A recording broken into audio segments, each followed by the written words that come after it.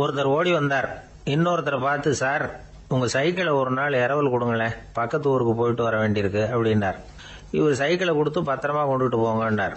Sir இதை பத்திரமா கொண்டு போறேன், கவலையே வேணாம், ஏன்னா இது உங்களோட சைக்கிள் அப்படின்னு நான் நினைக்கல, என்னோட சைக்கிளா நினைக்கிறேன் அப்படின்னார். அதுக்கப்புறம் தான் இவருக்கு உண்மையாவே பயம் வந்துட்டுது. ஏன்னா அவர் சொன்னது மாதிரி அதை தன்னோட சைக்கிளாவே நினைச்சு தள்ளிட்டு போட்டா என்ன பண்றது? எது எதை நம்முடையதா நினைக்கணுங்கிறதுக்கு ஒரு வரையறை இருக்கு. சில பேர் ஆபீஸையே வீடா நினைச்சு விடுறது உண்டு. அப்படிப்பட்டவங்க கூட வீட்டை ஆபீஸா நினைக்கிறது இல்லை. ஏன்னா வீட்டில் இவர் ஆபீசரா நடந்துக்க முடியறதில்ல. இதெல்லாம் ஒரு பக்கம் இருக்கட்டும், இப்போ விஷயத்துக்கு வருவோம். பொறியியல் மேதை டாக்டர் விஸ்வேஸ்வரய்யா இருந்தார் இல்லையா, பாரத ரத்னா விருதெல்லாம் கொடுத்தாங்களே. ஆபீஸ் வேலை வேற, சொந்த வேலை வேற அப்படிங்கிறதுக்கு ஒரு உதாரணமா இருந்தவர் அவர். மைசூர் மகாராஜா கிட்ட திவானா இருந்தார். அவர் ஒரு நாள் அரசாங்க வேலை காரணமா வெளியூர் போயிருந்தார். ஹாசன்கிற ஊருக்கு பக்கத்துல ஒரு பயண மாளிகை, அங்க தங்கிவிட்டார். ராத்திரி அங்க தங்கி இருந்துட்டு விடிஞ்சதும் ஊருக்கு திரும்புறதாக திட்டம். ராத்திரி தூங்குறதுக்கு ரொம்ப நேரம் ஆயிட்டுது. ரொம்ப நேரம் வரைக்கும் அரசாங்க சம்பந்தப்பட்ட வேலைகளையே பார்த்துக்கிட்டு இருக்கிறார். அரசாங்க ஃபைல்கள் நிறைய இருந்தது. அதையெல்லாம் ஒவ்வொன்றா எடுத்தார், படிச்சு பார்த்தார், பரிசீலனை பண்ணார். அதில் எழுத வேண்டியதை எழுதினார், கையெழுத்து போட்டார். ஒரு வழியாக அந்த வேலையெல்லாம் முடிஞ்சுது. அதுக்கப்புறம் என்ன பண்ணார்னா, தன்னுடைய சூட்கேஸை திறந்தார். அதிலிருந்து 2 மெழுகுவத்தியை எடுத்து கொளுத்தி வச்சார். அந்த பயண மாளிகையில் அது வரைக்கும் எரிஞ்சுக்கிட்டு இருந்த மின்சார விளக்குகளை அணைச்சுட்டார். அதுக்கு பிறகு அந்த மெழுகுவத்தி வெளிச்சத்தில் சில புத்தகங்களை தொடர்ந்து படிக்க ஆரம்பிச்சிட்டார். அந்த பயண மாளிகையில பணியாளரா இருந்தவர் இதை பார்த்துட்டு ஓடி வந்தார். மறுபடியும் மின் விளக்கு போடுறதுக்காக போனார். விஸ்வேஸ்வரய்யா அதை பார்த்துட்டு போட வேணாம்ட்டாராம். இதுவரைக்கும் நான் அரசாங்க அலுவல்களை கவனிச்சுக்கிட்டு இருந்தேன், அதனால மின் விளக்குகள் அப்ப எரிஞ்சதுல தப்பு இல்லை. இப்ப நான் புத்தகம் படிச்சுக்கிட்டு இருக்கேன், இது என்னுடைய சொந்த வேலை. இங்க இருக்கிற மின் விளக்கு அதுக்காக ஏன் எரியணும் அப்படின்னு கேட்டாராம். இப்ப இருக்கிற சில அரசு பணியாளர்கள் கிட்ட இந்த சம்பவத்தை பேச்சோட பேச்சா சொல்லி பார்த்தேன். அவங்களால இதை ஜீரணிக்கவே முடியல.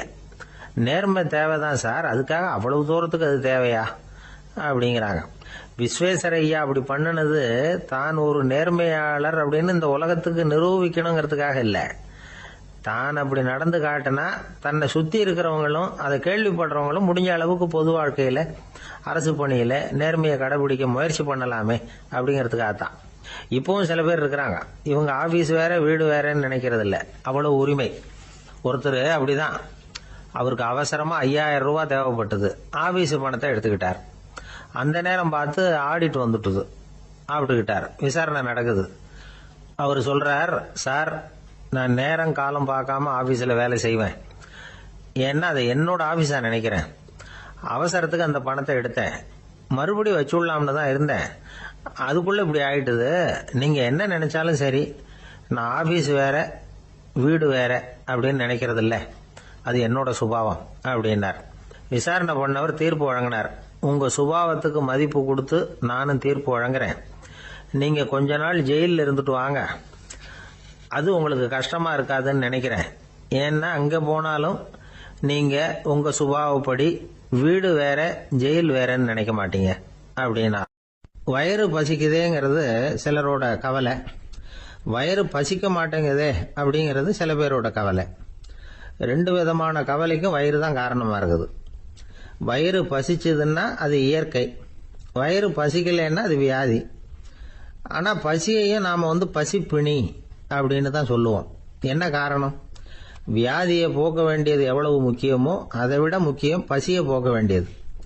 ஒரு சமுதாயத்துல பசிப்பிணியே இருக்கக்கூடாது, அதுதான் நல்ல சமுதாயம். பசியை போக்கணும்னா சாப்பாடு போடணும், பசியின்மையை போகணும்னா வைத்தியம் தான் பண்ணணும். இது சம்பந்தமா எவ்வளவோ ஆராய்ச்சிகள் நடக்குது, நிறைய மருந்து கண்டுபிடிச்சிருக்கிறாங்க. நம்ம உடம்புல பசியை தூண்டக்கூடிய பகுதி எது, இதை முதல்ல தெரிஞ்சுக்கணும் இல்லையா? நாம சாப்பிடுற ஆகாரம் செரிக்கிறதுக்கு எது காரணம் தெரியுமா? நம்ம மூளையோட பின்பகுதி தான் அதுக்கு காரணமா இருக்குதாம். மூளையின் பின்பகுதியில நரம்பு செல்களால் ஆன 2 வகையான ஆரக்சின்கள் தான் பசியை உண்டாக்குது அப்படின்னு கண்டுபிடிச்சிருக்கிறாங்க. 2 ஆய்வாளர்கள் இதை கண்டுபிடிச்சிருக்காங்க. அவங்க 2 பேரும் டெக்சாஸ் பல்கலைக்கழகத்தில் ஹார்வர்டு ஹக்ஸ் மருத்துவ கல்வி நிலையத்தில் பணிபுரியறவங்களாம். உண்பது தேவைங்கிறது உணரப்படும் போது மூளையின் அந்த குறிப்பிட்ட பகுதி ஆரக்சின் அப்படிங்கிற ஹார்மோன்களை சுரக்கும். அது பசி உணர்வை தூண்டும் அப்படிங்கிறது தான் அந்த ஆய்வாளர்களின் கண்டுபிடிப்பு. இந்த ஆரக்சின் வேற சில உயிரினங்கள்லயும் உண்டு. இப்போ எலிகளில் கூட இது இருக்குது. அதனால எலிகளை வச்சு இது சம்பந்தமா ஆராய்ச்சி பண்ணாங்க. எலிகள் உடம்புல ஆரக்சினை செலுத்தி பார்த்தாங்க. உடனே என்னாச்சு தெரியுமா? அந்த எலியெல்லாம் பசியால துடிக்க ஆரம்பிச்சுட்டுது. எதையாவது தின்னு பசியை தீர்த்தா போதுங்கிற அளவுக்கு அந்த எலிகள்லாம் அல்லாட ஆரம்பிச்சுட்டுது. இயல்பா சாதாரணமா அந்த எலிகள் எவ்வளவு சாப்பிடுமோ அது மாதிரி 8 முதல் 10 மடங்கு அதிகமான ஆகாரத்தை 1 மணி நேரத்துக்குள்ள சாப்பிட்டு தீர்த்துட்டு தான். சில எலிகளின் மூளையில இந்த ஆரக்சின் அளவை கட்டுப்படுத்தி பார்த்துருக்குறாங்க. உடனே என்னாச்சு தெரியுமா? அதெல்லாம் சாப்பாட்டை கண்டா முகத்தை திருப்பிட்டு போக ஆரம்பிச்சுட்டு தான். அந்த எலிகளுக்கு பசி எடுக்கலையா? இந்த ஆராய்ச்சியின் அடிப்படையில் பசியை எடுக்காமல் இருக்கிற மனிதர்களுக்கும் பசியை தூண்ட முடியும் அப்படின்னு சொல்லி ஆராய்ச்சியாளர்கள் தெரிவிச்சிருக்கிறாங்க. ஆக ஆரக்சின் தான் பசிக்கு காரணம்ங்கிறது தெரிஞ்சு போச்சு. சரி, இந்த ஆரக்சின் அப்படின்னா என்ன? அது ஒரு கிரேக்க சொல். அதுக்கு பசின்னு அர்த்தம். நம்ம ஆளுங்களுக்கெல்லாம் பசியை தூண்டுறதுக்கு மருந்து தேவையில்லை, பசியை குறைக்கிறதுக்கு தான் மருந்து தேவை. ஒரு அம்மா டாக்டரை தேடி வந்தாங்களாம். டாக்டர், எங்கள் வீட்டுக்காரருக்கு திடீர்னு அகோர பசி, நிறைய சமைச்சு போடுறேன், அவ்வளவையும் சாப்பிட்டுட்டு கீழே கிடக்கிற குப்பை கூலங்களையும் எடுத்து சாப்பிட ஆரம்பிச்சுடுறார், என்னன்னு கவனிச்சு பாருங்க அப்படின்னாங்களாம். எவ்வளவு நாளா அப்படி இருக்குதுன்னு கேட்டிருக்காரு டாக்டர். 1 வாரமா அப்படி இருக்குதுன்னாங்களாம். இவ்வளவு நாளா ஏன் சும்மா இருந்தீங்க?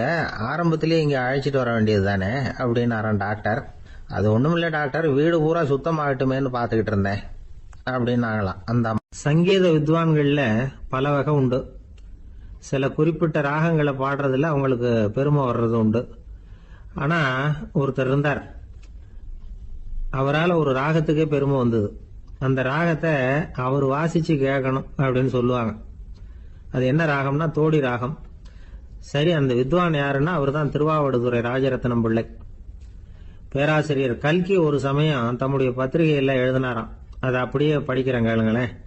ஆகா, ஸ்ரீ ராஜரத்னம் பிள்ளையின் தோடி ஆலாபனையை முதலில் கேட்டபோது அவருடைய கற்பனையை விட்டு தள்ளுங்கள். நம்முடைய மனதில் என்னென்ன இன்பமயமான கற்பனைகள் எல்லாம் உதித்தன. குழந்தை தாயிடம் கொஞ்சம் குரலை கேட்டோம், அன்னை குழந்தையிடம் கொஞ்சம் குரலை கேட்டோம், ரதியும் மன்மதனும் பேசிக்கொண்ட காதல் மொழிகளை கேட்டோம், முருகன் சிவபெருமான் செவிகுளிர மொழிந்த உபதேசத்தை கேட்டோம், கலைமகள் கவிஞனுக்கு அருளிய ஆசி மொழிகளை கேட்டோம், நாரத முனிவருடைய தம்பூரா சுருதியை கேட்டோம், ராவணன் தன் எலும்பை ஒடித்து வீணையாக செய்து வாசித்த கானத்தை கேட்டோம், கானப் பறவைகளின் கலகல ஒலியை கேட்டோம், கோல குயில்களின் குரல் இனிமையை கேட்டோம். இப்படிலாம் பேராசிரியர் கல்கி விமர்சனம் எழுதியிருக்கிறார். திருவாவடுதுறை ராஜரத்னம் பிள்ளை அவர்களுடைய வாசிப்பை கேட்டுட்டு டி.என். ராஜரத்னம் பிள்ளை இறந்து போனார். அப்போ கவிஞர் கண்ணதாசன் எழுதினார், செவியனில் ஓடி எங்கள் சிந்தையில் ஓடி இந்த புவியெல்லாம் ஓடி நின்பார் பொங்கிய தோடி வேறிங்கு எவரிடம் போகும் ஐய இனி அதை காப்பார் யாவர் அவிந்தனின் சடலத்தோடே அவிந்தது தோடிதானும் அப்படின்னு எழுதினாராம். அந்த அளவுக்கு அவருடைய தோடியை ரசித்தவர்கள் உண்டு. அதே மாதிரி தோடின்னா என்னன்னு தெரியாமலே அவரை ரசித்தவங்களும் அந்த காலத்துல உண்டு. அதாவது ஒரு பெரிய சபையில இவர் வாசிச்சுக்கிட்டு இருக்கிறார். பாதியில ஒரு பெரிய மனுஷன் உள்ள வந்தார். அவர் உடம்புல பட்டு வேஷ்டி, ஜருகை, அங்கவஸ்திரம், வாயில வெத்தலை, வாசனை புகையில, காதுல வைரக்கடுக்கன், கழுத்துல தங்க சங்கிலி, கை விரல் பூரா மோதிரம், கையில ஒரு வெள்ளி வெத்தலை புட்டி, உதவிக்கு 2 பேர் பக்கத்துல. இவ்வளவு பந்தாவோட வர்றார் கச்சேரி கேட்கறதுக்கு. இப்படி வந்தவர் முதல் வரிசையில உக்காந்தார். வித்வான் வாசிச்சு முடிச்சதும் இவர் அவரை பார்த்து, ஐயா, நீங்க தோடி வாசிக்கிறதுல ரொம்ப கெட்டிக்காரர்னு கேள்விப்பட்டிருக்கேன், அதை கேட்கறதுக்காக தான் மெனக்கிட்டு வந்திருக்கிறேன், அதை வாசிங்களேன் அப்படின்னாராம் இந்த பெரியவர். ராஜரத்னம் பிள்ளைக்கு ஒன்றும் புரியல. ஏன்னா இதுவரைக்கும் அவர் வாசிச்சுக்கிட்டு இருந்ததே அந்த தோடி ராகத்தை தான். அதை வாசிச்சு முடிச்சதும் அதை வாசிங்களேன்னு இவர் கேட்கிறார். அப்படின்னா இவரோட ஞானம் எப்படிப்பட்டது? இவ்வளவும் கேட்டுட்டு இப்படி கேட்கிறாரே அப்படின்னு அவர் யோசிச்சிருக்கிறார் ராஜரத்னம் பிள்ளை. உடனே என்ன பண்ணாரு தெரியுமா? பக்கத்துல ரொம்ப சாதுவா சுருதி போட்டுக்கிட்டு இருந்த ஒரு முதுகுல ஓங்கி ஒரு குத்து விட்டாராம்.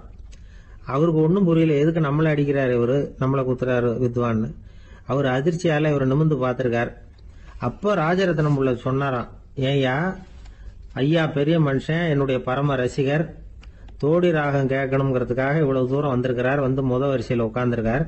நீ இந்த சமயம் பார்த்து தோடி ராகம் வாசிக்கிற நாதஸ்வரத்தை வீட்டில் வச்சுட்டு வந்துட்டியே, இப்ப ஐயாவுக்காக அந்த ராகத்தை நான் எப்படி வாசிக்கிறது அப்படின்னு சொல்லிவிட்டு மறுபடியும் முதுகுல ஒரு அடி கொடுத்தாராம். அடி வாங்கினவருக்கே சிரிப்பு அடக்க முடியலையா. ஒரு மனுஷனை பார்த்து என்கிட்ட வாலாட்டாதே அப்படின்னு சொன்னா அவன் நம்ம கிட்ட ஏதோ வம்புக்கு வர்றான்னு அர்த்தம். ஒரு நாயை பார்த்து யாரும் என்கிட்ட வாலாட்டாதே அப்படின்னு சொல்றது இல்லை. ஏன்னா நாய் வாலாட்டுனா அது நம்ம கிட்ட தன்னுடைய நன்றியை தெரிவிக்கிறதாக நினைச்சுக்கிட்டு இருக்கிறோம். ஆனா அது அப்படி இல்லை அப்படின்னு சொல்றாங்க அது சம்பந்தமான நிபுணர்கள். ஒரு நாய் தன்னுடைய வாலை இந்த பக்கமும் அந்த பக்கமுமா இப்படியும் அப்படியும் ஆட்டிக்கிட்டு இருந்தா அது பதட்டத்துல கூட இருக்கலாம். நாய் நட்பா இருந்தாலும் வாலாட்டும், ஆத்திரத்துல இருந்தாலும் வாலாட்டும், கோபத்துல இருந்தாலும் வாலாட்டும், குழப்பத்துல இருந்தாலும் வாலாட்டும், மகிழ்ச்சியா இருந்தா கூட அது வாலாட்டும். அதை நாம தப்பா புரிஞ்சுக்கிட்டு அதுகிட்ட போய் மாட்டிக்க கூடாது. நாயை பத்தி எனக்கு நல்லா தெரியும் அப்படின்னு சொல்றவங்க கூட அதுகிட்ட கடி வாங்கிட்டு நிக்கிறது உண்டு. நிபுணர்கள் என்ன சொல்றாங்க தெரியுமா? எப்பவுமே நாய்கள் திடீர்னு கடிச்சு விடுறது இல்ல, கடிக்கிறதுக்கு முன்னாடி சில அறிகுறிகளை காட்டும். அதை சரியா புரிஞ்சுக்கிட்டோம்னா தப்பிச்சுக்கலாம். ஒரு வீட்டுக்கு போறீங்க, அங்க புதுசா ஒரு நாயை பாக்குறீங்க, உடனே அதுகிட்ட போய் குனிஞ்சு சிரிச்சுக்கிட்டே அது தலையில தட்டுறீங்க. இது ரொம்ப தப்பா. ஒரு நாய் இன்னொரு நாயை நேருக்கு நேர் பார்த்து பல்ல காட்டுனா அது தன்னுடைய தன்முனைப்பை காட்டுதுன்னு அர்த்தமா. உன்னை விட நான் பெரியவன் அப்படின்னு சொல்லுதுன்னு அர்த்தம். அதனால நீங்க அது மாதிரி கிட்ட போய் சிரிக்கிறோம் அப்படின்னு நினைச்சுக்கிட்டு பல்ல காட்டினா உங்களையும் எதிரியா நினைச்சிரும். இன்னொரு விஷயம் என்னன்னா, தலையில தட்டுனா நாய்க்கு பிடிக்காது. அது தன்னை அடக்கிறதாகவும் அச்சுறுத்துறதாகவும் நினைச்சுக்கிட்டு இருக்கும். சரி, அப்படின்னா புதுசா ஒரு இடத்துல அல்லது வீட்டுல நாய்க்குட்டியை பார்த்தா என்ன பண்றது? நீங்க சும்மா இருங்க, அதுவா கிட்ட வரட்டும். அதுக்கப்புறம் அதுகிட்ட கனிவா பேசுங்க. கண்ணம், மார்பு, தோல் இங்கெல்லாம் தட்டலாம், தப்பு இல்லையா? தலையில தான் தட்டப்படாதான். ஒரு நாய் உங்களை நோக்கி ஓடி வருது, நீங்களும் ஓடுனா அது துரத்த ஆரம்பிச்சிடும். அசையாம சில மாதிரி நின்றுடுங்க, அது கிட்ட வராது. அதுக்கு ஆர்வம் இல்லாம போயிடும். ஒரு தெருவில் சின்ன பிள்ளைங்க நிறைய பேர் விளையாடிக்கிட்டு இருக்கிறாங்க. அப்ப சில நாய்கள் அங்க ஓடி வருது. எல்லாரும் ஓடினாங்க. அப்படி ஓடுறப்போ ஒரு பையன் கால் தடிக்க கீழே விழுந்துட்டான். என்னாச்சு தெரியுமா? துரத்திட்டு வந்த நாய்கள்லாம் கீழே விழுந்தவன ஒன்றும் செய்யல, அவன் கிட்டே போகல. ஓடிக்கிட்டு இருந்தாங்கல்ல பசங்க, அவங்கள துரத்திக்கிட்டு அவங்க பின்னாடி ஓடிச்சான். அதுதான் நாய்களுடைய சுபாவம். ஒரு நாய் நம்மளை நேருக்கு நேர் முறைச்சு பாக்குதுன்னு வச்சுங்க, நாமளும் அதை முறைச்சு பார்க்க கூடாது. நாம வேற பக்கம் எங்கேயாவது பார்க்க ஆரம்பிச்சிடணும். ஒரு நாய் கோபமா இருந்ததுன்னா அதோட வால் உறுதியா நேரா நிற்கும். ஒரு நாய் பணிந்து போனா அல்லது பயந்து போனா அது தன்னோட வாலை காலுக்கு நடுவில் வச்சுக்கும். ஒரு நாய் நம்மளை பார்த்து பயந்து நிக்குதுன்னு வச்சுங்க, அதனால நமக்கு ஆபத்து இல்லைன்னு நினைச்சிடக்கூடாது. உங்களை பார்த்துட்டு ஒரு நாய் ஒடுங்குச்சுன்னா நீங்க விலகி போயிடணும் அப்படின்னு அது நினைக்குது. நிறைய பேர் பயந்து போன நாயால கடிபடுறாங்க. இவன் நம்மளை விட பெரிய ஆள், மாட்டிக்கிட்டோம், வேற வழி இல்லை அப்படிங்கிற நினைப்புல தான் நாய் கடிக்க ஆரம்பிக்குதான். இதே மாதிரி சங்கிலியால கட்டி போடப்பட்டிருக்கிற நாயும் ஆபத்தானதுதான். தொடர்ந்து கட்டி போட்டிருந்தா காலப்போக்கில் அது ஒரு மாதிரி ஆயிடும். நாய் குழந்தைகளை கடிக்காது அப்படின்னு சில பேர் சொல்லுவாங்க. அதுவும் ஒரு தவறான நம்பிக்கை. அதனால சின்ன குழந்தைகளை தனியா நாயோட விளையாட விடக்கூடாது. ஆக கூடி நாயை பத்தி நிறைய விஷயம் புரிஞ்சுக்க வேண்டியிருக்குது. ஒருத்தர் தன்னுடைய நண்பர் வீட்டுக்கு போயிருந்தார். அவசியம் எங்க வீட்டுல சாப்பிட்டுட்டு தான் போகணும் அப்படின்னு ரொம்ப அன்பா சொல்லிவிட்டார். அதை மீற முடியல இவரால. சரின்னு உட்காந்துட்டார். சாப்பாடு போட்டாங்க, சாப்பிட ஆரம்பிச்சார். அவங்க வீட்டுல கட்டி போட்டு இருந்த நாய்க்குட்டி இவர் சாப்பிடுறத முறைச்சு பார்த்தது. ஏன் இப்படி என்ன அது முறைச்சு பாக்குது உங்க வீட்டு நாய்க்குட்டி அப்படின்னு ஒரு கேட்டார். அப்ப அவங்க சொன்னாங்களாம், அதுகிட்ட ஒரு கெட்ட பழக்கம்ங்க, தன்னோட தட்டுல யாரு சாப்பிட்டாலும் அது அப்படிதான் முறைச்சு பார்க்கும் அப்படின்னாரா அவர். ஒரு ஊர்ல ஒரு ஆள் இருந்தான். நிறைய பணம் சேர்த்தான். அவனுக்கு சம்பாதிக்க தெரியுமே தவிர செலவு பண்ண தெரியாது. மகா கஞ்சன். காசை கையில எடுக்கவே மாட்டான். எடுத்தா செலவு செய்ய வேண்டியிருக்குமே. அதனால இப்படியே அவன் காலத்தை ஓட்டி விட்டான். வயசாயிட்டுது. அவனுடைய மனைவி ஒரு நாள் கேட்டாங்க, இவ்வளவு நாளா நீங்க என்ன எங்கேயுமே அழைச்சிட்டு போனதில்லை, இப்போவாவது அழைச்சிட்டு போகக்கூடாதா அப்படின்னாங்க. எங்க போகணும் சொல்லுன்னா. காசிக்கு போகணும், கங்கையில குளிக்கணும்னாங்க. இவன் பார்த்தான், இதுக்கு ஏன் அவ்வளவு தூரம் செலவு பண்ணிட்டு போகணும், நம்ம ஊர் ஆத்துலயே குளிக்கலாமே, இதுவும் புண்ணிய நதி தான், இங்க குளிச்சா அங்க குளிச்ச பலன் கிடைச்சிரும் அப்படின்னா. சரின்னு 2 பேரும் ஆத்தங்கரைக்கு போனாங்க. அன்னைக்கு ஏதோ விசேஷம், நிறைய கூட்டம், நிறைய பேர் குளிச்சுக்கிட்டு இருக்கிறாங்க. கரையில சில புரோகிதர்கள் நின்றுகிட்டு இருக்கிறாங்க. குளிக்கிறதுக்கு முந்தி அவங்க கிட்ட உட்காந்தா ஏதோ மந்திரம்லாம் சொல்லுவாங்க, கொஞ்சம் காசு கொடுக்க வேண்டியிருக்கும். அதனால இவன் என்ன பண்ணா, ஆத்தங்கரையிலேயே கொஞ்சம் தூரம் போனான். ஊரை விட்டு தள்ளி வந்துட்டான், அங்க யாருமே இல்லை. அப்பாடான்னு சந்தோஷப்பட்டான், குளிக்கலாம்னு புறப்பட்டான். இந்த நேரம் கடவுள் பார்த்தார், இந்த கஞ்சனுக்கு ஏதாவது புத்தி போகட்டணும் அப்படின்னு நினைச்சார். உடனே ஒரு புரோகிதர் மாதிரி உருவத்தை மாத்திக்கிட்டு அந்த ஆள் முன்னாடி வந்து நின்னார். அவனுக்கு அதிர்ச்சி, இங்க யாருமே இருக்க மாட்டாங்கன்னு நினைச்சா இங்கேயுமே ஒரு ஆள் வந்துட்டாரு, என்ன பண்றதுன்னு யோசனை பண்ணான். புரோகிதர் உருவத்தில் இருந்த கடவுள் சொன்னார், இதை பாருங்க, இன்னைக்கு விசேஷ நாள், நீராடுறதுக்கு முன்னாடி சுயகல்பம் பண்ணிக்கிறது ரொம்ப நல்லது அப்படின்னார். என்கிட்ட பணம் எதுவும் இல்லையேன்னா, பரவாயில்ல அப்புறமா கொடுங்க வாங்கிக்கிறேன், ஆனா ஒண்ணு, எவ்வளவு கொடுப்பீங்கிறத மட்டும் இப்பவே சொல்லி கொடுங்க அப்படின்னார். இவன் ரொம்ப யோசனை பண்ணான், ஒரு 10 பைசா தரேன் அப்படின்னா. சரின்னு ஒத்துக்கிட்டு எல்லா கிரியைகளையும் அவர் செஞ்சார். அதுக்கப்புறம் கணவனும் மனைவியும் ஆத்துல குளிச்சாங்க. அவர் போயிட்டார். கொஞ்ச நாள் கழிச்சு அவன் வீட்டுக்கு வந்தார் கடனை வசூல் பண்றதுக்கு. வாசல்ல நின்றுகிட்டு இருந்த அவன் மனைவி இவரை பார்த்ததும் தயங்க ஆரம்பிச்சாங்க. அந்த அம்மா கிட்ட விஷயத்த சொன்னார்.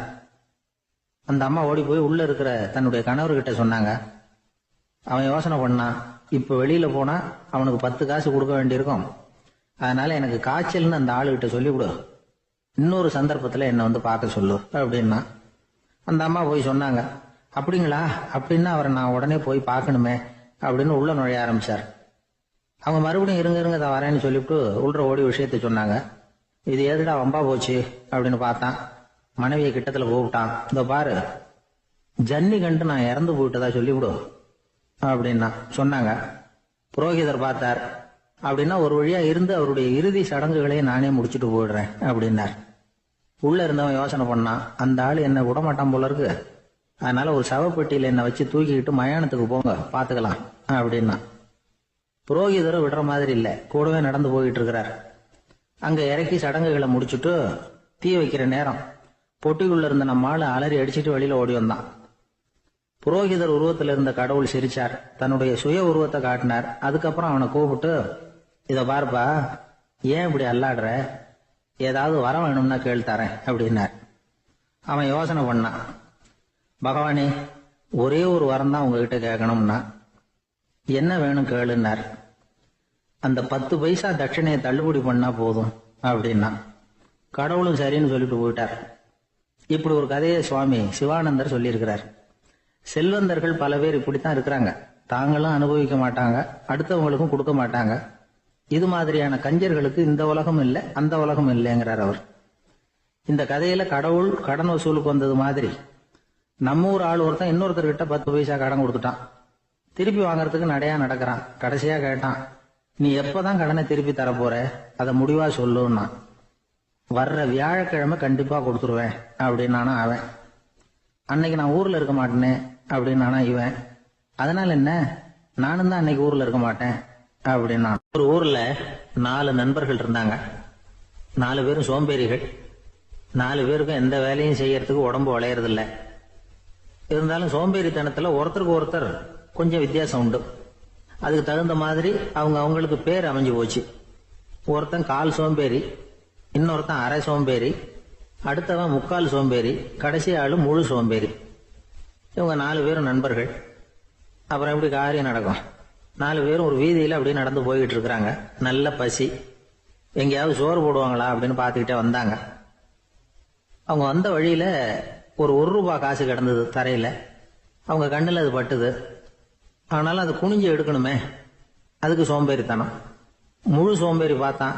பக்கத்துல வந்துகிட்டு இருந்த முக்கால் சோம்பேறி கிட்ட சொன்னானா, டேய் அதை கொஞ்சம் குனிஞ்சு எடுறா அப்படின்னானா.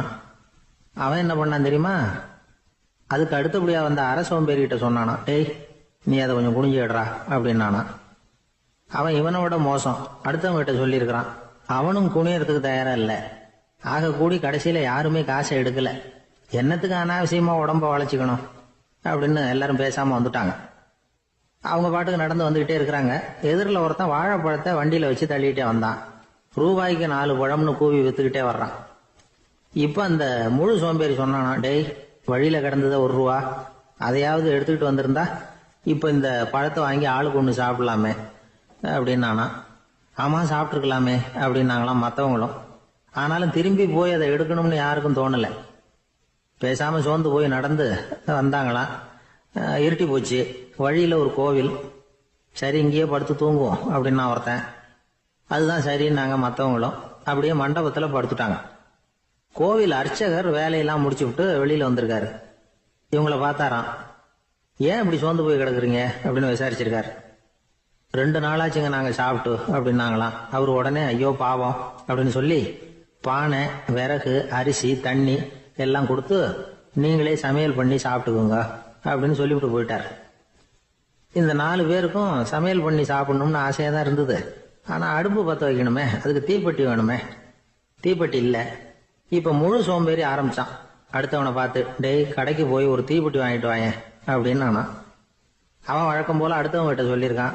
அவன் அதுக்கு அடுத்தவங்க கிட்ட சொல்லியிருக்கிறான். கடைசியாக கால் சோம்பேறி கிட்ட வந்து சேர்ந்தது. அவனும் அது நம்மால முடியாது அப்படின்னு பேசாம இருந்துட்டான். இப்ப தீப்பெட்டி வேணுமே, அதுக்கு என்ன பண்றது? அவங்களுக்குள்ள பேசி ஒரு முடிவுக்கு வந்தாங்களாம். அதாவது யாரு முதல்ல வாயை திறந்து பேசுறாங்களோ அவங்க தான் தீப்பெட்டி வாங்கறதுக்கு போகணும் அப்படின்னு. அவ்வளவுதான். உடனே 4 பேரும் வாயை கெட்டியா மூடிக்கிட்டு படுத்துக்கிட்டாங்க. அவங்க சமையல் பண்ணி சாப்பிட்டாங்களா என்ன அப்படிங்கிறது அர்ச்சகருக்கு தெரியல. சரி பார்த்துட்டு வரலாமேன்னு வந்தார். வந்து பாக்குறாரு, இவங்க 4 பேரும் அசையாம படுத்து கிடக்குறாங்க. அர்ச்சகர் பயந்துட்டார். ஒருவேளை பசி தாங்காம செத்து போட்டாங்களோ அப்படிங்கிற பயம், அல்லது நாம கொடுத்த உணவுப் பொருள்ல ஏதாவது விஷம் கலந்துருக்குமோ அப்படின்னு பயந்தார். அப்படின்னா நம்ம மேல பழி வந்துருமே அப்படின்னு நினைச்சு நடுங்க ஆரம்பிச்சுட்டார். அப்புறம் அவரும் ஒரு முடிவுக்கு வந்தாராம். கோவிலுக்கு பக்கத்திலேயே ஒரு பெரிய குழி இருந்தது. அதுல ஒவ்வொருத்தரையா இழுத்துக்கிட்டு போய் போட்டார். கொஞ்சம் மண்ணை தள்ளினார். காலால மிதிச்சார். அவர் மிதிச்ச மிதி ஒருத்தன் அடி வயத்துல போட்டுவிட்டது. அவன் உடனே வலி தாங்காம ஐயோ அம்மான்னு அலர்னான். உடனே நடந்தது என்ன தெரியுமா? மத்த 3 பேரும் துள்ளி எழுந்திருச்சாங்களாம். அவனை பார்த்து நீ தாண்டா தீப்பெட்டி வாங்க போகணும், நீ தாண்டா வாங்க போகணும், நீ தான் சத்தம் போட்ட அப்படின்னு சொல்லி ஆரம்பிச்சுட்டாங்களாம். அர்ச்சகர் பார்த்தார். இது பேய் மாதிரி தெரியுதுன்னு நினைச்சுக்கிட்டு ஒரே ஓட்டமா ஓடி போட்டாராம். கிராமப்புறங்கள்ல இப்படி ஒரு கதையை சொல்றது உண்டு. சோம்பல்ங்கிறது நம்ம முன்னேற்றத்துக்கு பெரிய தடை அப்படிங்கறத நாம புரிஞ்சுக்கணும். அதுதான் இந்த கதை சொல்ற நீதி.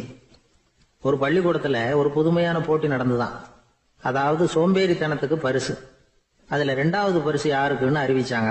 ஒரு பையன் எழுந்திருச்சு மெதுவா நடந்து போய் பரிசை வாங்கிட்டான்.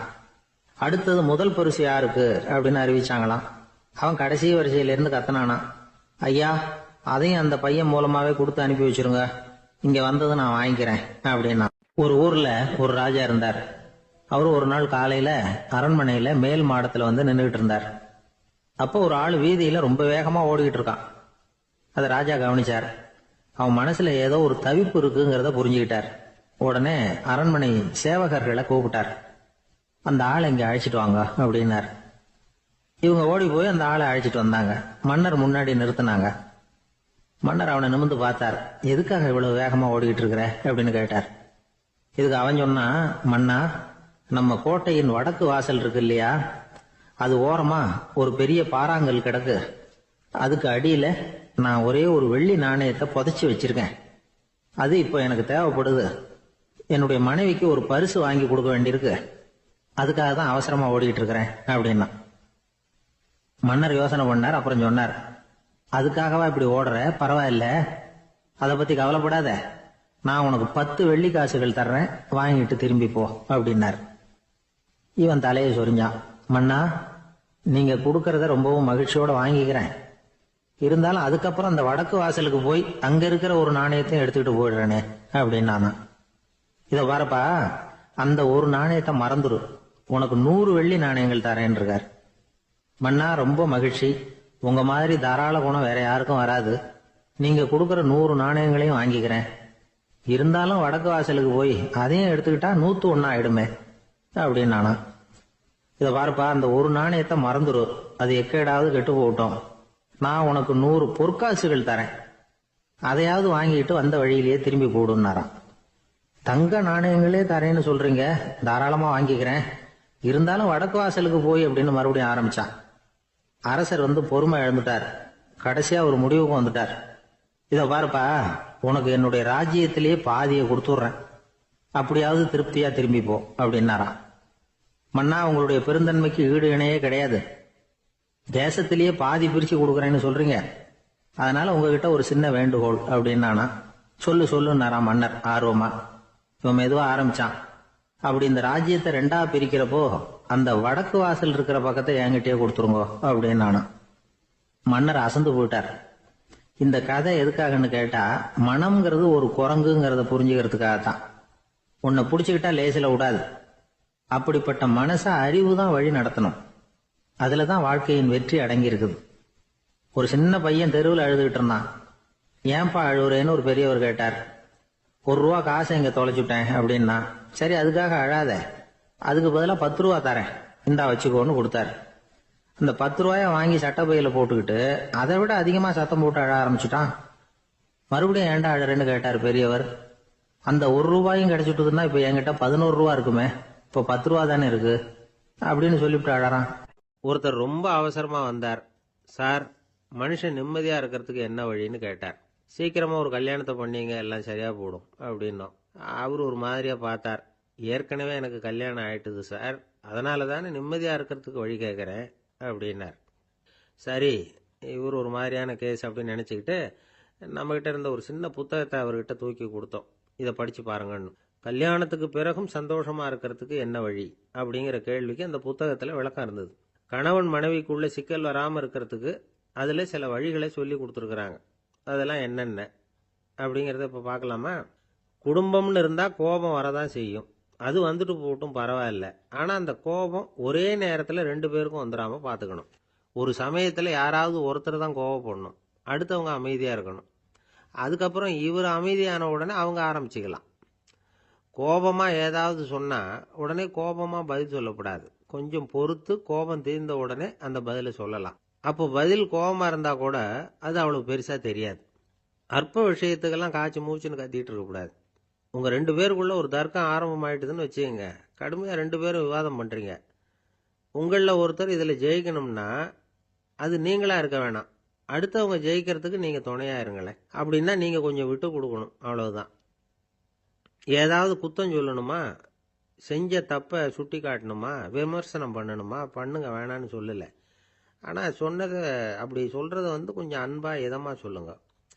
எப்போ நடந்த தவறுகளை எல்லாம் இப்போ போய் மறுபடியும் ஞாபகப்படுத்திட்டு இருக்க வேண்டாம். நான் அப்பவே சொன்னேன் இந்த புடவை வேணாம்னு, நீங்க தான் கேட்கல, இப்போ பாருங்க கிழிஞ்சு போச்சு இப்படின்னு கத்துனாங்க ஒரு அம்மா. எப்போ சொன்னீங்கன்னு கேட்டா ஒரு 10 வருஷத்துக்கு முன்னாடி தீபாவளி சமயத்துல அப்படிங்கிறாங்க. அது என்ன இன்னும் அப்படியே புதுசாகவே இருக்கும்? உங்களுக்கு அவர் தான் பெருசு, அவருக்கு நீங்க தான் பெருசு. அதை விட இந்த உலகத்துல வேற எதுவும் முக்கியம் இல்லைன்னு நினைக்கணும். நீ தான் என்னுடைய உலகம்னு எத்தனை தடவை சொல்லியிருப்பீங்க? அதெல்லாம் வெறும் வசனமா போயிடக்கூடாது. ஏதாவது ஒரு பிரச்சனையை பத்தி கடுமையா விவாதம் பண்ணிட்டு இருக்கீங்க, அதை அப்படியே பாதியில விட்டுட்டு படுக்கைக்கு போயிடக்கூடாது. சொச்சத்தை நாளைக்கு பேசிக்கலாம்னு. அப்படி போனா தூக்கம் வராது. பிரச்சனையை ஒரு முடிவு பண்ணிக்கிட்டு அதுக்கப்புறமா தூங்க போகணும். ஒரு நாள்ல ஒரு தடவையாவது உங்க ஜோடியை பாராட்டி நல்ல விதமா கனிவா ஒரு வார்த்தை சொல்லணும் அப்படின்னு தீர்மானம் பண்ணீங்க. ஏதாவது தப்பு பண்ணிவிட்டீங்கன்னா பரவாயில்ல, அதை ஒத்துக்கிறதுக்கும் மன்னிப்பு கேட்கறதுக்கும் தயாரா இருக்கணும். அது ஒன்றும் கேவலம் கிடையாது. வீட்டுக்குள்ள தானே கேட்க போறீங்க, வெளியில யாருக்கு தெரிய போகுதோ? எப்படியோ உங்களுக்குள்ள ஒரு சமரசம் ஆனா சரிதான். ஒரு தகராறுன்னு எடுத்துக்கிட்டா குறைஞ்சபட்சம் அதுக்கு 2 பேர் தேவை. தனியாவே உட்காந்துக்கிட்டு நான் இப்ப தகராறு பண்ணிட்டு இருக்கிறேன் அப்படின்னு யாரும் சொல்ல முடியாது.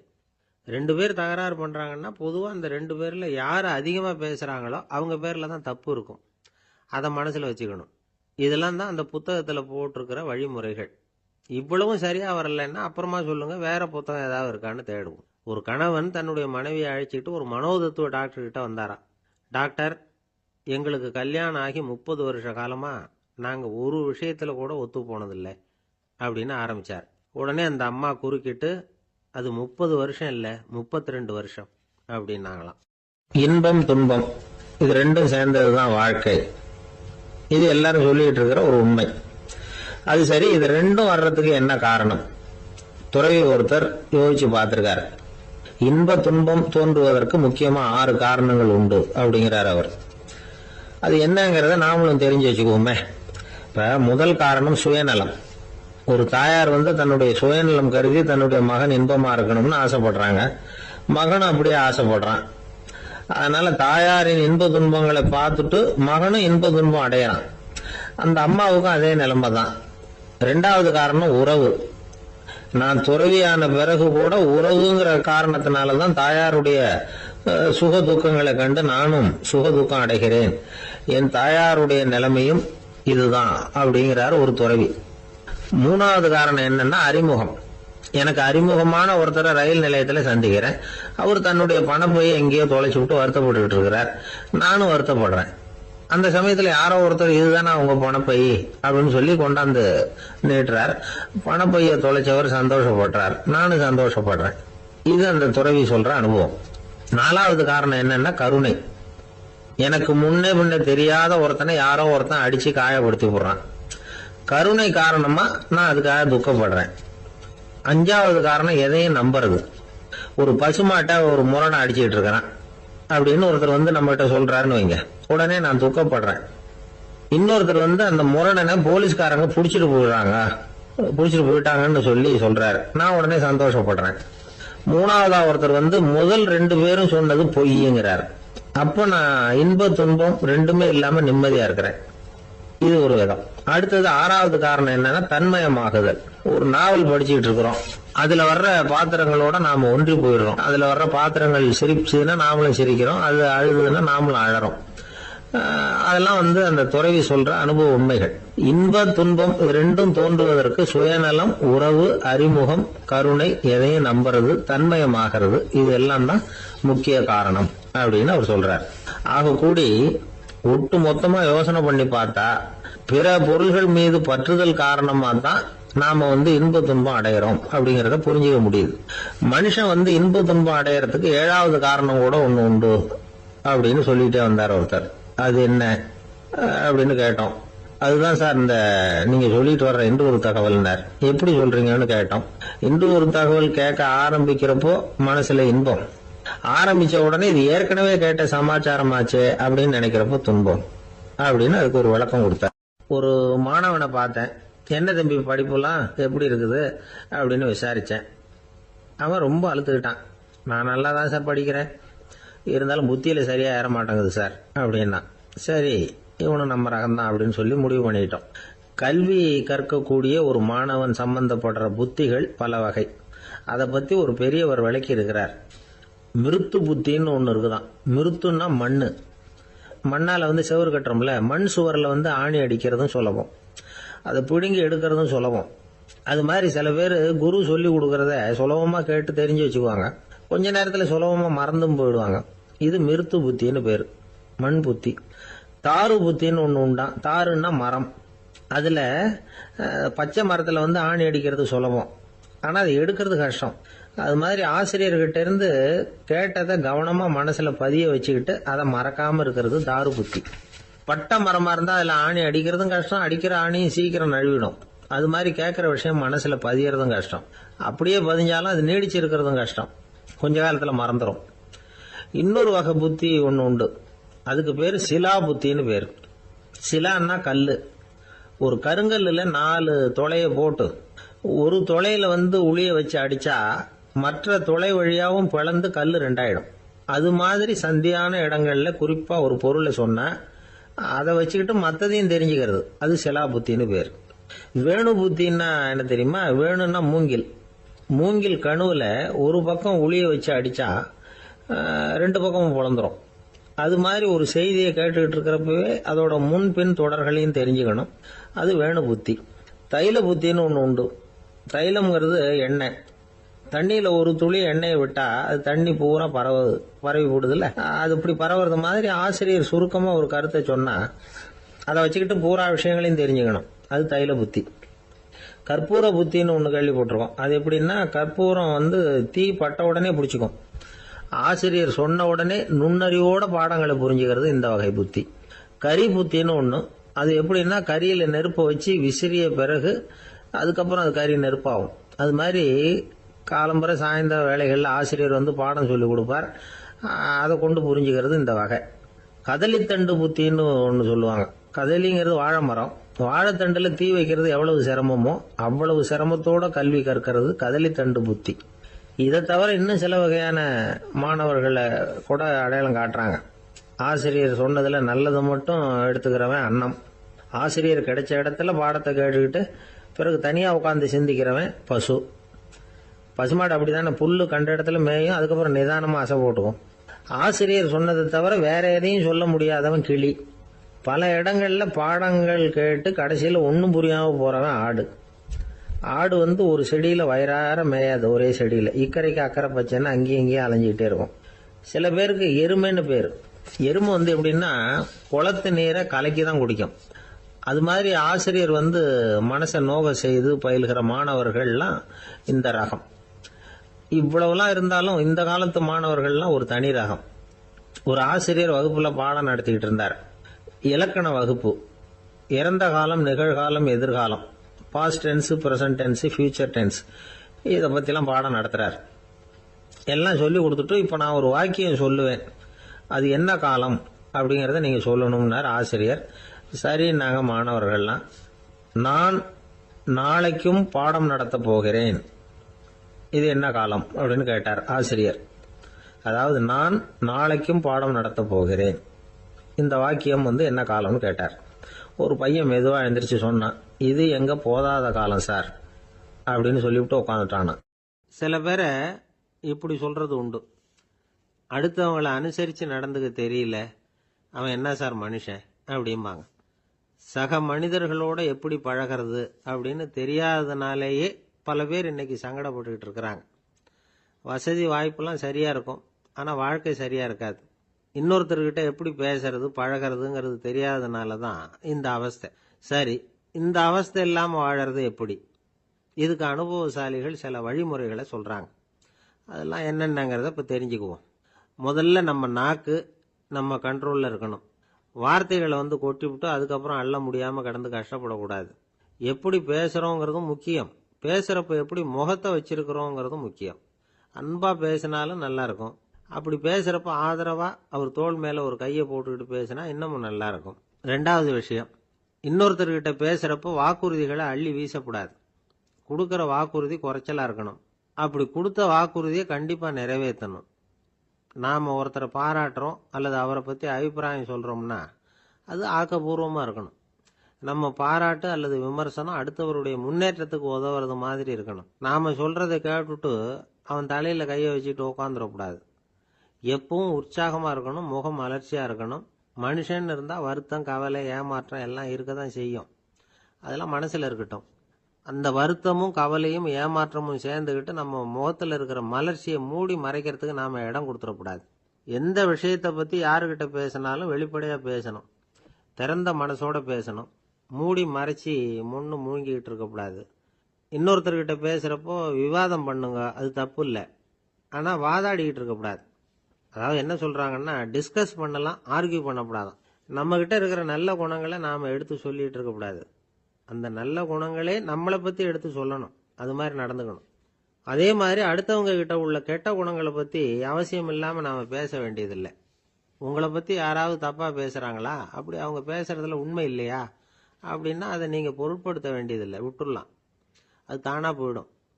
ஒரு 4-5 பேரோட பேசிக்கிட்டு இருந்தீங்கன்னா எல்லாருக்கும் முக்கியத்துவம் கொடுங்க, யாரையும் அலட்சியப்படுத்தாதீங்க. தமாஷா பேசலாம், ஆனா உங்க தமாஷ் அடுத்தவங்களை கேலி பண்றதா இருக்கக்கூடாது. நமக்கு கிடைக்க வேண்டியது கிடைக்கலையே அப்படிங்கிற தவிப்பு நம்ம கிட்ட இருக்கக்கூடாது, அது தேவையில்லை. உங்க செயல்பாடுகள் தெளிவா இருக்கட்டும், பாராட்டு தானா உங்களை தேடிட்டு வரும். இன்னொரு மனுஷனுடைய மனசுல கௌரவமான ஒரு இடத்தை பிடிக்கணும்னா நாம இந்த குணத்தை எல்லாம் நம்ம கிட்ட வளர்த்துக்கணும். இதெல்லாம் அனுபவசாலிகள் சொல்லி இருக்கிற குறிப்புகள். இந்த குறிப்புகளை சரியா புரிஞ்சுக்கணும், அது முக்கியம். தப்பா புரிஞ்சுக்கிட்டா என்ன ஆகும் தெரியுமா? இதை கேளுங்க. ஒருத்தர் வந்தார், சார் அடுத்தவங்க தோள் மேல கையை போட்டுக்கிட்டு அன்பா பேசணும்னு சொன்னீங்க, அப்படிதான் பேசினேன். அவரு முதுக கூட தட்டி கொடுத்தேன், என் வேலை போயிட்டுது சார், வீட்டுக்கு அனுப்பிச்சுட்டாங்க அப்படின்னார். யாருக்கிட்ட அப்படி பேசுனீங்கன்னு கேட்டோம். என் முதலாளி கிட்ட சார் அப்படிங்கிறார் ரொம்ப சோகமா. ஒரு ஊர்ல ஒரு பெரிய செல்வந்தர் இருந்தார். பணத்துக்கு பஞ்சம் இல்லை. அதனால இந்த உலகத்துல முடியாத காரியம் எதுவும் இல்லைன்னு நினைச்சார். பணம் இருந்தாலே அந்த நினைப்பு தானா வந்துடும். அதனால இவரும் அப்படி நினைச்சதுல ஒன்றும் தப்பு இல்லை. அந்த ஊருக்கு குருநானக் ஒரு தடவை வந்தார். அவருக்கு இந்த செல்வந்தர் ரொம்ப பிரமாதமா ஒரு வரவேற்பு கொடுத்தார். ஊர் எல்லையிலேயே எங்க வீட்டுக்கு விருந்து சாப்பிட்டுட்டு போகணும்னு கேட்டுக்கிட்டார். அவரும் சரின்னு ஒத்துக்கிட்டார். உடனே தன்னுடைய பங்களாவில் ஒரு பெரிய விருந்துக்கு ஏற்பாடு பண்ணார். குருநானக் அழைச்சிட்டு வீட்டுக்கு போனார், உட்கார வச்சார். ஐயா, நான் இந்த ஊர்லயே ரொம்ப பெரிய வசதி உள்ளவன், என்னால எல்லாம் முடியும். உங்களுக்காக நான் என்ன செய்யணும்னு சொல்லுங்க, எதுவா இருந்தாலும் பரவாயில்ல, எவ்வளவு செலவானாலும் பரவாயில்ல, என்னால செய்ய முடியும். என்ன செய்யணும்னு சொல்லுங்க, அது போதும், நான் செய்யறேன் அப்படின்னு நான் ரொம்ப பணிவா. இதை கேட்டதும் குருநானக் சிந்திச்சார் கொஞ்ச நேரம். அதுக்கப்புறம் தன்னோட சட்டை பைக்குள்ள கையை விட்டு ஒரு பழைய ஊசி ஒன்று எடுத்தார். அந்த செல்வந்தர்கிட்ட கொடுத்தார். இதை பாருங்க, இவ்வளவு தூரம் நீங்க கேட்கறதுனால சொல்றேன், எனக்கு நீங்க செய்ய வேண்டிய உதவி இதுதான்னார். ஊசிய கையில வாங்கிக்கிட்டு இதை என்ன செய்யணும் சொல்லுங்க அப்படின்னாரு அவரு. நீங்க செய்ய வேண்டியது என்னன்னா, இந்த ஊசிய பத்திரமா வச்சிருக்கணும். நாம 2 பேரும் இறந்து போனதுக்கு பின்னாடி இன்னொரு உலகத்துல நாம சந்திக்கக்கூடிய வாய்ப்பு இருக்குது. அப்ப இந்த ஊசியை என்கிட்ட கொண்டாந்து கொடுக்கணும். இதுதான் நீங்க எனக்காக செய்ய வேண்டிய உதவி அப்படின்னார் குருநானக் லேசா சிரிச்சுக்கிட்டே. இதை கேட்ட உடனே இந்த பெரியவர் முழிக்க ஆரம்பிச்சிட்டார். அது எப்படிங்க, நான் சாகிறப்ப எப்படி இந்த ஊசியை எடுத்துக்கிட்டு இன்னொரு உலகத்துக்கு வர முடியும்னார். ஊசி மாதிரி ஒரு சின்ன பொருளை கூட இந்த உலகத்தை விட்டு நாம போறப்ப எடுத்துட்டு போக முடியாதுங்கிறப்போ உங்களோட செல்வத்தை எல்லாம் எப்படி அங்க எடுத்துட்டு வர போறீங்க அப்படின்னு கேட்டார் குருநானக். அதுக்கப்புறம் தான் அந்த பெரியவர் யோசிக்க ஆரம்பிச்சாராம்.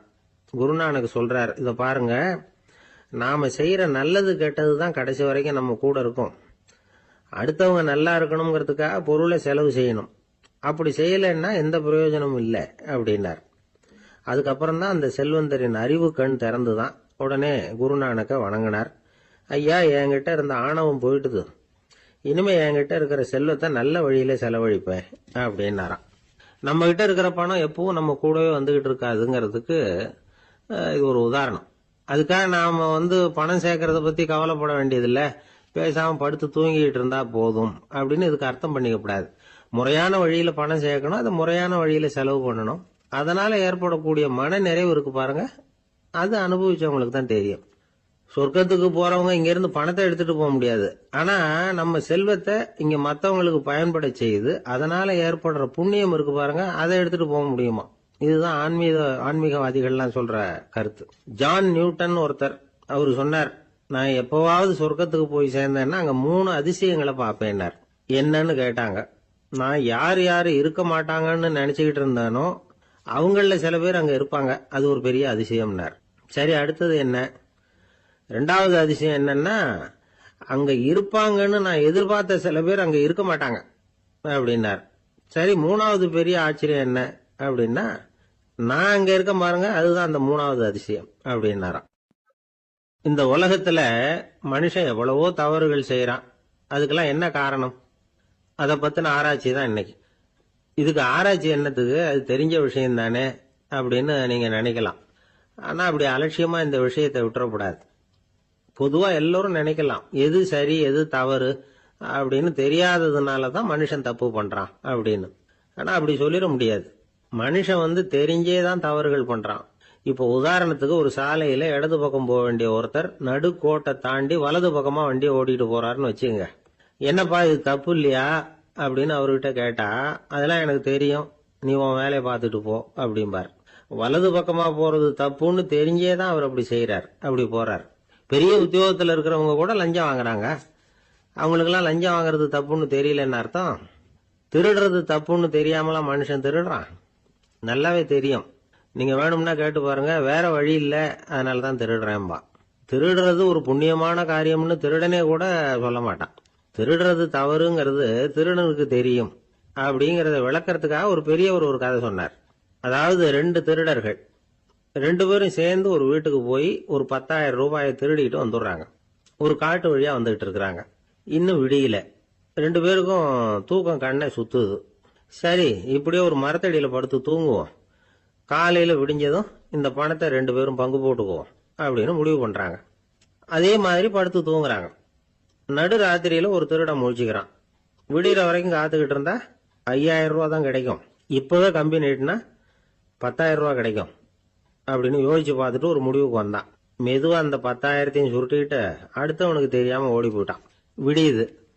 அடுத்தவன் எழுந்திரிச்சு பாக்குறான், பணத்தையும் காணல, பாகஸ்தனையும் காணல. இந்த திருடன் அந்த திருடனை திட்டுறான், திருட்டு பய, அயோக்கிய பய, இப்படி அநியாயமா கிளப்பிட்டு போட்டானே அப்படிங்கிறான். இதுல இருந்து என்ன தெரியுது? தெரியாம எடுத்துக்கிட்டு போறது திருட்டு, அயோக்கியத்தனம், அநியாயம் அப்படிங்கறது இவனுக்கு தெரிஞ்சிருக்குது. அதனாலதான் அடுத்தவனை பார்த்து இப்படி திட்டுறான். அதனால தெரியாததுனால மனுஷன் தவறு பண்றான்னு சொல்றது சரியில்லை. அப்படின்னா மனுஷன் பண்ற தவறுகளுக்கு உண்மையான காரணம் தான் என்ன? இதே சந்தேகம் அர்ஜுனனுக்கும் வந்துதான். அதனாலதான் அவன் பகவானை பார்த்து கேக்குறான். மனுஷன் தன் விருப்பத்துக்கு விரோதமா ஏதோ ஒரு சக்தியினால பலாத்காரமா இழுக்கப்பட்டது மாதிரி பாவம் பண்றானே, அந்த சக்தி என்ன அப்படின்னு கேக்குறான். இதுக்கு பகவான் பதில் சொல்றார். காமமும் குரோதமும் தான் அந்த சக்திகள். அதாவது ஆசையும் சினமும். இது ரெண்டும் உன்னுடைய எதிரிகள் அப்படிங்கறத புரிஞ்சுக்கோ அப்படிங்கிறார். இன்னமும் நுணுக்கமா பார்த்தா காமத்தினுடைய மறு உருவங்கள் தான் குரோதமும் லோபமும். ஆசை நிறைவேறலன்னா குரோதம், அதாவது கோபம். ஆசை நிறைவேறிட்டதுன்னா லோபம், அதாவது பேராசை. பாவத்தை கண்ட்ரோல் பண்ணணும்னா அதுக்கு மெயின் சுவிட்ச் எது அப்படிங்கறது இப்பதான் தெரியுது. அதுக்கு மனுஷன் தெரிஞ்சே தான் தவறு பண்றான் அப்படின்னு பேசிக்கிட்டோமே. அதுக்கு ஒரு உதாரணம். ஒரு ஆளு ஹோட்டல்ல சாப்பிட போனான். சாப்பிட்டு முடிச்சான். எழுந்திரிச்சு முதலாளி கிட்ட பில்ல கொடுத்தான். காசை கொடுக்கல. முதலாளி பணம் கொடுன்னு கேட்டார். இவன் என்கிட்ட பணம் இல்லைன்னா. முதலாளி கொஞ்சம் கூட அலட்டிக்கல. உள்ள இருந்து ஒரு ஆளை கூப்பிட்டார். இவனை கூப்பிட்டுட்டு போய் இட்லி மாவு ஆட்ட சொல்லுனார். இவனும் கவலைப்படாம உள்ள போயிட்டான். அப்போ அழைச்சிட்டு போற ஆளு கேக்குறான், ஏன் சார் சாப்பிடுறதுக்கு முன்னாடி காசு இல்லைங்கிறது உங்களுக்கு தெரியாதா அப்படின்னு கேக்குறான். தெரியும், காசு இல்லைங்கிறதும் தெரியும், காசு இல்லாம சாப்பிட்டா மாவாட்டணுங்கிறதும் தெரியும் அப்படின்னா அந்த ஆள். அப்படின்னா நீங்க உங்க வீட்லயே சாப்பிட்டு இருக்கலாமே அப்படின்னு கேக்குறான் அவன். அதுக்கு இவரு சொல்றாரு, அது எப்படி, அங்க சாப்பிட்டாலும் நான் இதே வேலையை தானே செய்ய வேண்டியிருக்கும் அப்படின்னாராம். 1816 வருஷம் செப்டம்பர் மாசம் 11ஆம் தேதி பிரான்ஸ் தேசத்துல உள்ள ஒரு மருத்துவமனை. அங்க ஒரு இளம் டாக்டர் கொஞ்ச நாளைக்கு முன்னாடி தான் அந்த ஆஸ்பத்திரியில புதுசா வேலைக்கு சேர்ந்திருக்கிறார். அவரு பேரு ரெனே லெனக். அவரு அன்னைக்கு காலையில அந்த மருத்துவமனையில அப்படியே ரவுண்ட்ஸ் வந்துகிட்டு இருக்கிறார். வார்டுல ஒரு படுக்கையில ஒரு இளம் பெண் படுத்திருக்கிறா. அந்த பொண்ணுக்கு இருதய நோயா இருக்கலாம்ங்கிறது மற்ற டாக்டர்கள் சந்தேகம். அந்த காலத்துல எல்லாம் ஒருத்தருடைய இருதய துடிப்பை தெரிஞ்சுக்கணும்னா நோயாளியின் மார்புல டாக்டர் காதை வச்சு பார்த்து தான் தெரிஞ்சுக்கிறது வழக்கம். ஆனா இந்த பெண்ணும் இளம் பெண், அந்த டாக்டரும் புதுசா சேர்ந்திருக்கிறவர். அதனால பரிசோதனை பண்ண தயங்கினார். கொஞ்ச நேரம் யோசனை பண்ணார். திடீர்னு ஒரு ஞாபகம் வந்தது அவருக்கு. அதாவது அன்னைக்கு விடியற் காலையில தோட்டத்தில் அப்படியே வாக்கிங் போயிட்டு இருந்தப்போ சின்ன பசங்கள்லாம் ஒரு மரக்கட்டையை வச்சு விளையாடிட்டு இருந்தாங்களாம். அதை இவர் பார்த்துருக்கிறார். அது என்ன விளையாட்டுனா, ஒரு நீளமான மரப்பலகை, அதில் ஒரு முனையில் ஒரு பையன் தன்னுடைய காதை வச்சுக்கிட்டு இருக்கிறான். மறுமுனையில் இன்னொரு பையன் அந்த மரப்பலகையை ஒரு ஆணியால் கீறிக்கிட்டு இருக்கிறான். ஒரு முனையில் ஆணியால் கீறும் பொழுது மறுமுனையில் காதை வச்சிருக்கிற பையனுக்கு அந்த சத்தம் துல்லியமாக கேட்குது. அந்த டாக்டருக்கு காலையில் பார்த்த இந்த விளையாட்டு ஞாபகத்துக்கு வந்துட்டுது. உடனே என்ன பண்ணார் தெரியுமா? ஒரு நீளமான காகிதத்தை எடுத்தார். அதை அப்படியே உருளை மாதிரி உருட்டினார். ஒரு முனையை அந்த நோயாளியின் மார்புல இடது பக்கம் வச்சார். இன்னொரு முனையில தன்னுடைய காதை வச்சார். என்ன ஆச்சரியம்! நோயாளியின் மார்புல நேரடியா காதை வச்சு கேட்கறத விட துல்லியமா கேட்டது இதய துடிப்பு. இதய துடிப்பு மட்டும் இல்ல, மூச்சு இழுத்து விடுறது, திரவ பொருள்களின் அசைவு, எல்லா சத்தமும் தெளிவா கேட்குது. கிரேக்க மொழியில ஸ்டெத்தாஸ் அப்படின்னா மார்பு, ஸ்கோப்பின் அப்படின்னா பார்ப்பதுன்னு அர்த்தம். அதனால டாக்டர் ரெனே லெனக் தான் கண்டுபிடிச்ச கருவிக்கு ஸ்டெத்தஸ்கோப் அப்படின்னு பேர் வச்சார். அவரே முதல் மாடலையும் செஞ்சார். அளவு ரொம்ப பெருசா இருந்தது, சுலபமா எடுத்துட்டு போகிறது கஷ்டம். அது அவ்வளவு கஷ்டமா இருந்தது அது. அதனால அவரே அதை அப்புறம் 2 பிரிவா தயார் பண்ணார். இது 2 துண்டையும் டாக்டர் தன்னோட கோட்டு பாக்கெட்ல வச்சுக்கலாம், தேவைப்படுறப்ப எடுத்து ஒன்னா சேர்த்துக்கலாம். இப்படிதான் அவர் ஆரம்பத்தில் பண்ணார். தன்னுடைய இந்த கண்டுபிடிப்பை பத்தி அவர் ஒரு புத்தகம் எழுதினார். நிறைய வித்துது, புகழும் பணமும் சேர்ந்தது. பணமும் புகழும் சேர்ந்தது மாதிரியே அவருக்கு ஒரு நோயும் சேர்ந்தது. அது என்ன நோயின்னு கண்டுபிடிக்கிறதுக்கும் அவரு கண்டுபிடிச்ச கருவி தான் உபயோகப்பட்டுதான். அவரே அதை கண்டுபிடிச்சார். அவருக்கு வந்திருந்தது காச நோய். 1826 வருஷம் ஆகஸ்ட் மாதம் 13ஆம் தேதி உலகத்தின் முதல் ஸ்டெதஸ்கோப்பை கண்டுபிடிச்ச டாக்டர் ரெனே லெனக் காலமானார். அவர் சாகிறதுக்கு முன்னாடி மரத்தால் செஞ்சு வச்சிருந்த ஸ்டெதஸ்கோப்பை தனக்கு வேண்டியப்பட்ட ஒரு டாக்டர் கிட்ட கொடுத்து, என்னுடைய சொத்துக்கள்லேயே ரொம்ப வசந்தது அப்படின்னு சொன்னாராம். அதுக்கப்புறம் 3 வெள்ளைக்காரங்க சேர்ந்து இந்த கருவியில் சில மாற்றங்களை பண்ணாங்க. ஆனால் 1829 லண்டனில் டாக்டர் நிக்கோலஸ்ங்கிறவர் ஒரு காதால இதய துடிப்பை கேட்கறத விட டாக்டர் 2 காதாலையும் கேட்கறது தான் சரியா இருக்கும் அப்படின்னு ஒரு கருத்தை வெளியிட்டார். அதுக்கப்புறம் ரொம்ப காலம் கழிச்சு 1852 ஜார்ஜ் காமான் அப்படிங்கிறவர் ரப்பர் டியூப்களை உபயோகப்படுத்தி 2 காதாலையும் கேட்கற மாதிரி ஒரு புதிய வடிவத்தை அதுக்கு கொடுத்தார். அதுக்கு பிறகு அது படிப்படியா எவ்வளவு மாற்றங்கள் இருந்தாலும் ஆரம்பத்தில் டாக்டர் ரெனேல் எனக்கு உருவாக்கின அடிப்படை மாடலை யாரும் மாற்றி அமைக்கலைங்கிறது தான் முக்கியமான விஷயம். நமக்கு தெரிஞ்ச ஒரு ஆஸ்பத்திரி, அதில் ஒரு நோயாளி, காலை நேரத்தில் நர்ஸு அந்த பக்கமாக போயிட்டு இருந்தாங்க. அதை பார்த்துட்டு ஒரு நர்ஸுன்னு கத்துறார். நர்ஸு அவசரமாக ஓடி வந்து என்ன விஷயம்னு கேட்டாங்க. சிஸ்டர், இங்கே பாருங்க, உங்கள் டாக்டரை என் நெஞ்சில் அவர் காதை வச்சு கேட்டுக்கிட்டு இருக்கிறார் அப்படின்னார் நோயாளி. சிஸ்டர் பதட்டப்படாம, அதனால என்ன, இந்த டாக்டர் பழமையான விஷயங்கள்ல ரொம்ப நம்பிக்கை உள்ளவர், அதனால ஸ்டெதாஸ்கோப்பை உபயோகப்படுத்தாம காதை வச்சு கேட்கிறார், அது ஒன்றும் தப்பு இல்லை அப்படின்னாங்களாம். ஐயோ, அதுக்காக இல்லை சிஸ்டர், இவர் என் நெஞ்சு மேல தலையை வச்சது நேற்று ராத்திரி 9 மணி, இப்ப விடிஞ்சு போச்சு, இன்னமும் தலையை எடுக்கவே இல்லை, அதுக்காக தான் சந்தேகப்பட்டு உங்களை கூப்பிடுறேன் அப்படி. அரேபிய நாடு, அங்க ஒரு ஆட்சி தலைவர், அரேபிய நாட்டு ஆட்சி பொறுப்பை ஏத்துக்கிட்டவர். அவர் வந்து ஆட்சி பொறுப்பை ஏத்துக்கிட்ட பிறகு ஒரு நாள் ஒரு தெருவில் நடந்து போய்கிட்டு இருந்தார். அவர் தோளில் ஒரு பெரிய துணி மூட்டை, அதை சுமந்துக்கிட்டு கடத்தெருவை நோக்கி அவர் போய்கிட்டு இருக்கிறார். வழியில் அவரை சந்திச்சார் உமர். அவர் கேட்டார், கலீஃபா அவர்களே, எங்க புறப்பட்டுட்டீங்க அப்படின்னு கேட்டார். கலீஃபான்னா ஆட்சி தலைவர்னு அர்த்தம். இதுக்கு அவர் சொன்னார், நான் வந்து துணி வணிகம் செய்யறவன், அதனால துணி வியாபாரம் செய்யறதுக்காக போயிட்டு இருக்கிறேன்னார். நீங்க இப்போ இந்த நாட்டுக்கு ஆட்சி தலைவர், ஆட்சி பொறுப்புல இருக்கிறீங்க, நீங்க வியாபாரம் செய்ய போயிட்டா அரசு பணிகளை செய்யறது யாரு அப்படின்னு கேட்டார் அவர். நான் அரசு பணிகளை மட்டுமே செஞ்சுக்கிட்டு இருந்தா என் குடும்பத்தை காப்பாத்துறது யாரு அப்படின்னு கேட்டார் அவர். இப்படி கேட்டவர் யார் தெரியுமா? அவர் தான் அபூபக்கர், இறை தூதர் முகமது அவர்களுக்கு பிறகு கலீஃபாவாக தேர்ந்தெடுக்கப்பட்டவர்.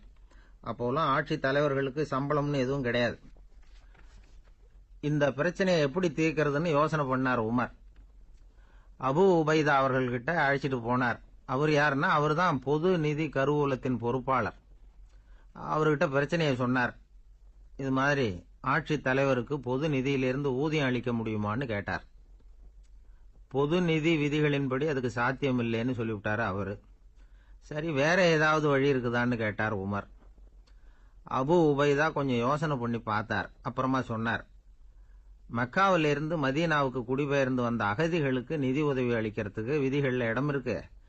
அப்படி பார்த்தா அபூபக்கரும் அகதி தானே, அதனால எல்லா அகதிகளுக்கும் கொடுக்கறது மாதிரியே அவருக்கும் ஒரு தொகை அளிக்கலாம்னார்.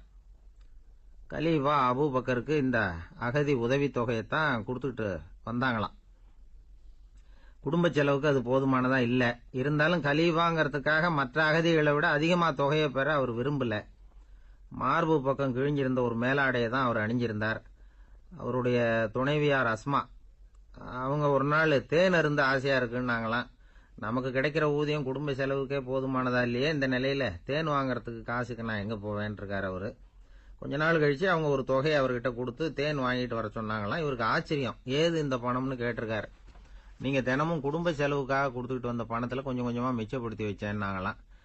அபூபக்கர் அந்த பணத்தை எடுத்துக்கிட்டு நேரா பொது நிதி கருவூல பொறுப்பாளர்கிட்ட போனார். இந்த பணத்தை பொது நிதியில சேர்த்துருங்க, இது அதிகப்படியா எனக்கு தரப்பட்டு வந்த ஊதியம், அடுத்த மாசத்திலிருந்து இந்த தொகையை குறைச்சிங்கன்னு வேற சொல்லிவிட்டாராம். பசியை தணிக்க தேவையான அளவு உணவு, ஒரு ஜோடி உடை, இதை தவிர கூடுதலா மக்கள் பொது நிதியிலிருந்து வாங்கிக்கிறதுக்கு என் குடும்பத்தாருக்கு உரிமை இல்லை அப்படின்னு சொல்லி கண்டிப்பா சொல்லிவிட்டாராம்.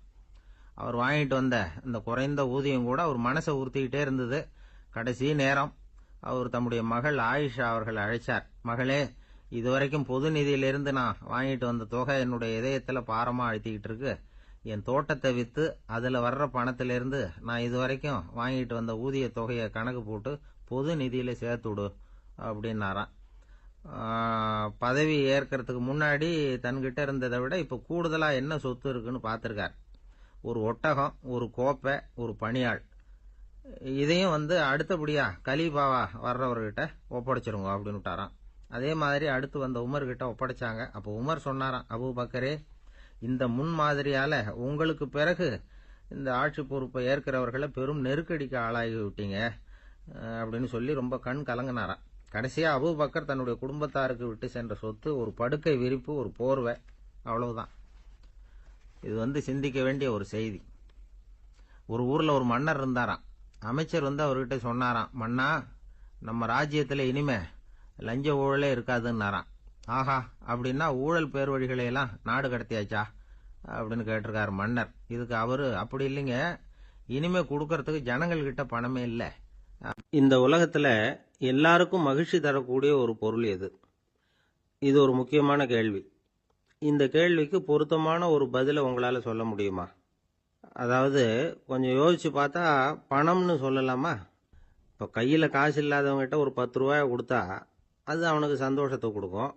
ஏற்கனவே வருமான வரி பிரச்சனையில சிக்கி இருக்கிறவர்கிட்ட இன்னும் கொஞ்சம் பணம் இந்தாங்கன்னு சொல்லி கொடுத்தோம்னா அது அவருக்கு சங்கடத்தை தான் கொடுக்கும். அதனால அந்த கேள்விக்கு பணம்ங்கிறது பொருத்தமான பதிலாக இருக்க முடியாது. கேள்வி என்னன்னா, இந்த உலகத்துல எல்லாருக்கும் மகிழ்ச்சி தரக்கூடிய ஒரு பொருள் எது? சரி, இனிப்புன்னு சொல்லலாமா? ஏன்னா எல்லாருக்கும் இனிக்க தானே செய்யும். அதுலயும் ஒரு சிக்கல் இருக்கு. சக்கரை வியாதிக்காரங்களுக்கு அது என்ன சந்தோஷத்தையா கொடுக்கும்? ஆக எல்லாருக்கும் வேறுபாடு எதுவும் இல்லாம மகிழ்ச்சியை கொடுக்கக்கூடியது வேற ஏதோ ஒன்று இருக்கு. அது என்னன்னு கண்டுபிடிக்கணும். அதுதான் இன்னைக்கு தகவல். இப்போ அதை கண்டுபிடிக்கணும்னா இந்த கதையை கேட்கணும். அது என்ன கதைன்னா, ஒரு ஊர்ல ஒரு ராஜா இருந்தார். அவருக்கும் இதே சந்தேகம் வந்துட்டுது. அதாவது எல்லாருக்கும் இன்பம் தரக்கூடிய பொருள் எது அப்படின்னு. இதுக்கு பதில் தெரிஞ்சுக்கிறதுக்கு ஆசைப்பட்டார். சரி, அதுக்கு என்ன செய்யலாம்னு யோசனை பண்ணாரு. நாட்டு மக்களுக்கு பகிரங்கமா ஒரு அறிவிப்பு கொடுத்தார்.